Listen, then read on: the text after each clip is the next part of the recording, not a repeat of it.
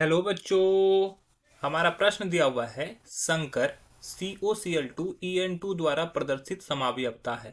चार ऑप्शन है हमारे पास। आयनन समावयवता, उप सहसंयोजन समावयवता, ज्यामितीय समावयवता और चौथा लिंकेज समावयवता।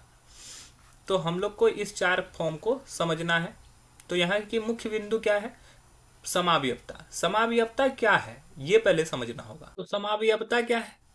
तो देखो, जब दो यौगिक, दो या दो से अधिक यौगिक या वैसे यौगिक जिसका अणुसूत्र समान हो, लेकिन अणुसूत्र समान लेकिन किंतु संरचना तथा गुण भिन्न हो, तो वो यौगिक समावयव कहलाते हैं। वो यौगिक क्या कहलाते हैं? तो वो यौगिक समावयव कहलाते हैं। और इसी प्रक्रिया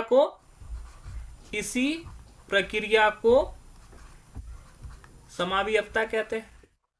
इसी प्रक्रिया को क्या कहते हैं? समावयवता कहते हैं। ठीक है।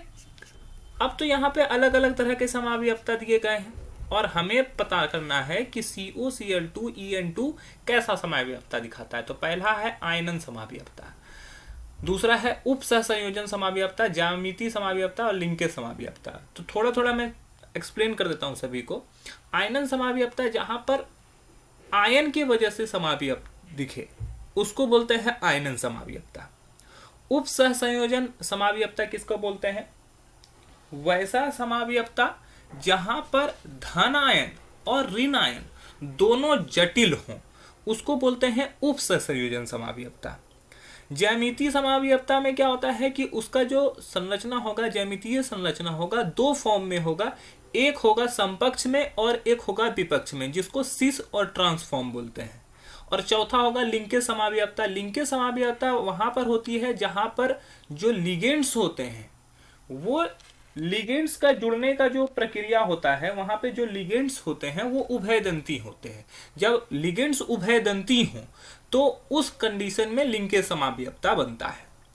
तो यहां पर हम लोग देखेंगे यहाँ पे लिगेंड्स कैसा है। दो लिगेंड्स क्लोरीन का और दो लिगेंड्स EN का। तो EN का जो अगर हम पूरा नाम बताएं तो EN का नाम है एथिलीन डायएमीन। इसका पूरा नाम क्या है? एथिलीन डायएमीन। और जब ये संरचना बनाता है तो वो कुछ इस प्रकार से बनाता है।